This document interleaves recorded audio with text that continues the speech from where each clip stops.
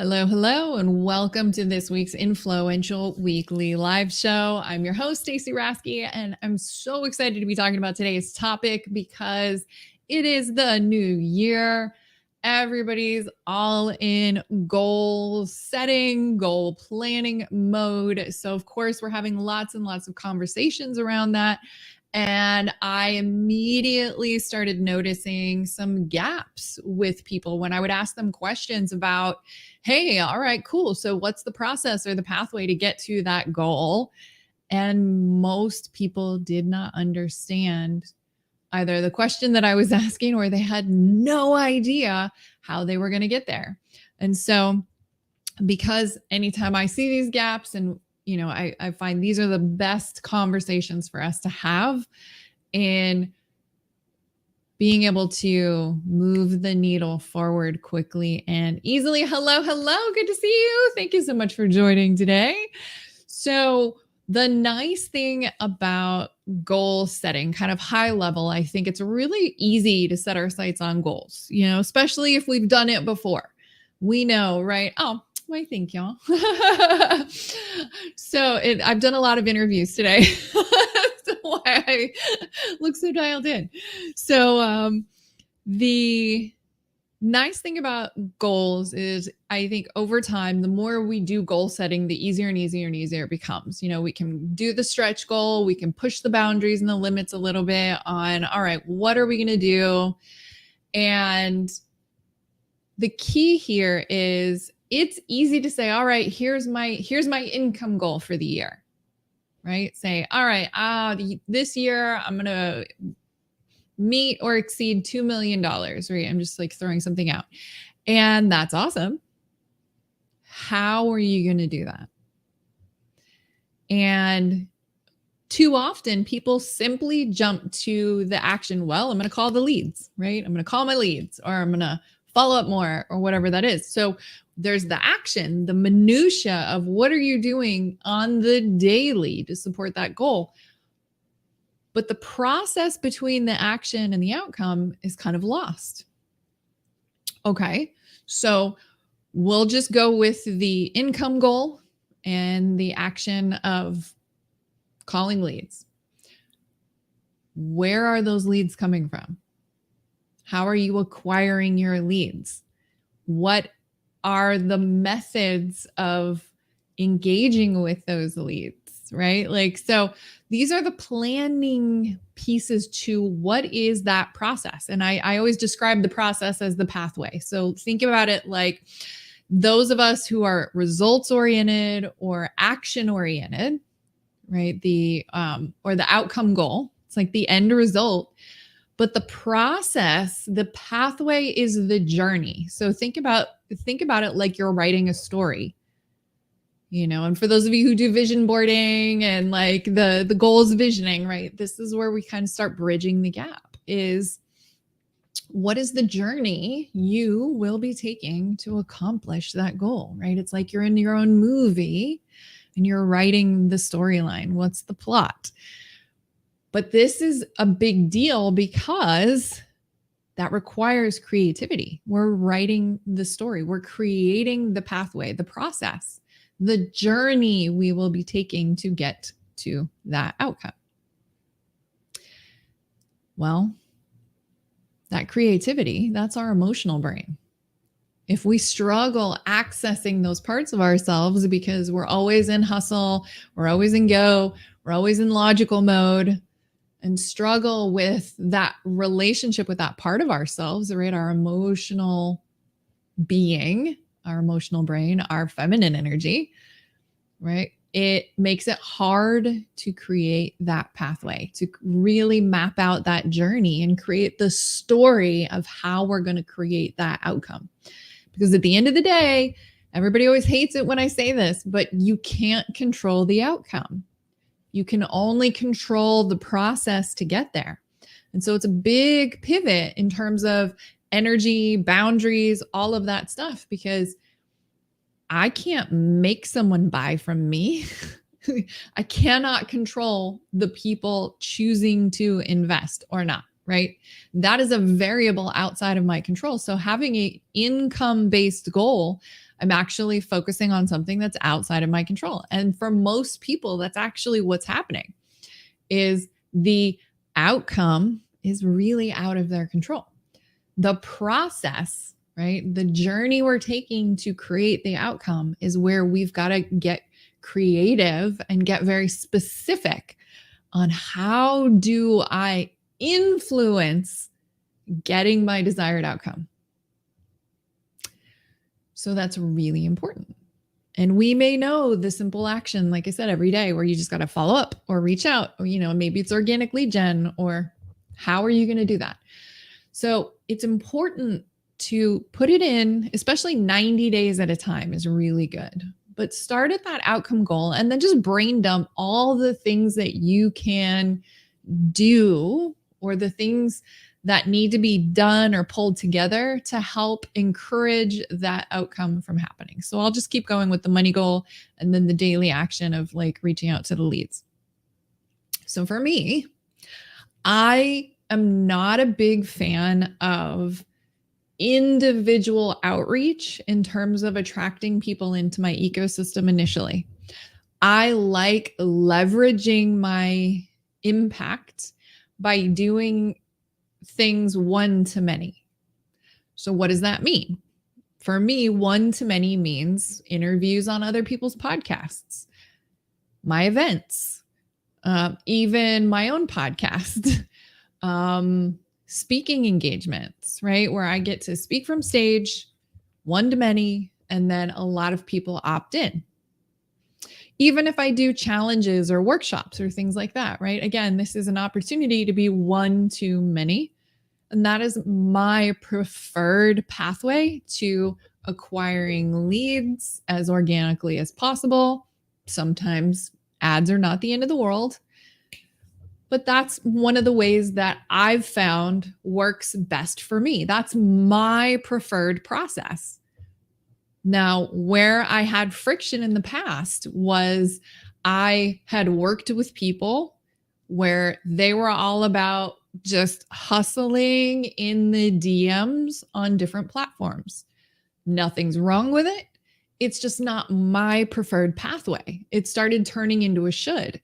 And so the resistance went up, the wall goes up, and I'm like, oh, why does this feel so hard? Or more importantly, why does this feel out of integrity? Because I had to get clear on the best process for me to get to my desired outcome. And this is really important because you could have two people on your team with the exact same KPI outcome goal, but allowing each of them to get there in their own individual process is important, right? You've got to allow some space for each individual. Yes, we have SOPs, but you only need to document about 20% of what will get you about 80% of the way there, right? And leave some room for that individuality and that, innovation, the innovation from each individual. Super, super important. So you've got to get really clear on this process. So yes, my daily action step is reaching out to these leads. How am I getting the leads? How do I want to engage with and show up? What is my process from introduction to closing the sale, right? So it's far more complex writing that journey so that we can fully understand the picture. And so this is one of the key things to ensuring follow through and success is painting the full picture, really bridging this gap by writing this process story. So other elements to that, kind of sticking with the income goal, right, is other aspects to the process for me are going to be, all right, well, how many speaking gigs do I want this year? How will I be doing the outreach around that level of lead generation? Say people opt into my ecosystem. Where are they coming from? Where am I sending them to help move them from cold to close? Right? We've got to know all of those elements. And then looking at your year and breaking it down to quarterly 90-day sprints that you can say, okay, this first quarter, I'm going to drop down my income metrics to just this one, but what are the things I'm focusing on just in Q1? What is that process? What is the pathway to get me to that desired result? And don't overlook all the elements that pertain to you, right? And that's why I say brain dump everything that's going to support that outcome before you create your process, before you create the pathway. So what's interesting when you brain dump all that stuff, you're going to look at things that are within your control as well. So again, going back to the income goal, that you're showing up to these conversations in a really good energy, that you're in that abundance mindset, right? You're showing up in, being of service, not just salesy, right? Like all the different layers, all the different pieces. And it's super, super, super important to not forget every element that supports the process. So you've got to look at you, your mindset, your leadership. Then it's going into the business side of things, right? Whatever it is, you've got to paint the whole picture of the process for that 90 days. So it's not just calling the leads every day. It's how are you following your pathway? And you're showing up in the right energy. You're making sure you have the systems. You're able to identify in your process as well places where you get in your own way. This is another reason we've got to be creative in our writing out the journey, because we've got to identify, oh, hey, so I'll put myself for an example. I suck at being consistent with messaging in the DMs, hence why that is not my primary method for lead gen.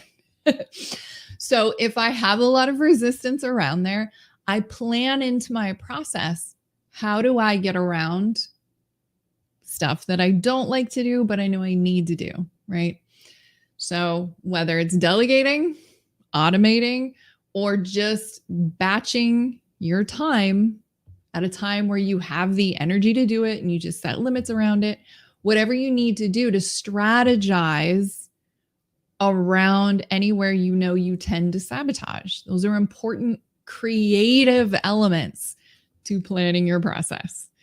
So all of those elements come into play in supporting getting that outcome goal, right? We're not just going to magically lose half our body weight. We're not going to magically quadruple our income if we're not walking the pathway. And this is the magic and the power of intention. These process goals are clarifying the intention for that quarter, and it helps us direct the intention for the day, the one non-negotiable daily action step that supports you in moving the needle forward for every one of those goals.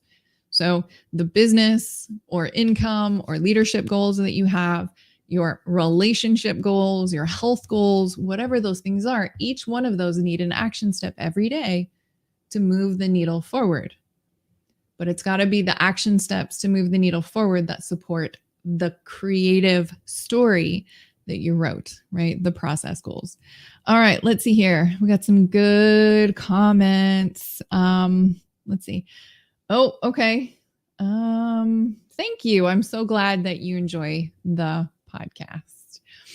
All right. So if you have questions about creating the process, share those in the comments, because I can respond and help clarify anything. But it really is simple in understanding. The challenge a lot of us get is actually implementing that part, because if we've not planned the process before, but like I said, this is about getting into your creative brain. So my recommendations are, before sitting down to do all this work, is getting into your body, right? It's so easy to just be in our head. We've got to get down into our body so we have better access to our emotional brain. Do some grounding exercises, rolling your feet, cat clawing the floor, kind of just, doing some breath work or anything like that, some box breathing, anything to get you anchored down into your body. Then, like I said, do the brain dump. Every single thing inside and out that can support getting that outcome. The tangibles, the intangibles, all of it. Just brain dump everything. And then from there, allow that to craft the pathway to success. How will you reach that outcome? From that pathway, that process, that will then dictate the daily action steps to move the needle forward and make sure you're getting those goals. So, as always, like I said, share in the comments any questions you had, any ahas, insights. So amazing. And here's to the most powerful and impactful 2023 that for you, because you are going to get those goals. As always, if you'd like to learn more about everything that we are doing, hit me up, send me a message, and we will chat more and see what is the best way we can support you in closing the gaps to what you want quickly. So, all right, I will see you next week. Remember, you are enough. Enjoy.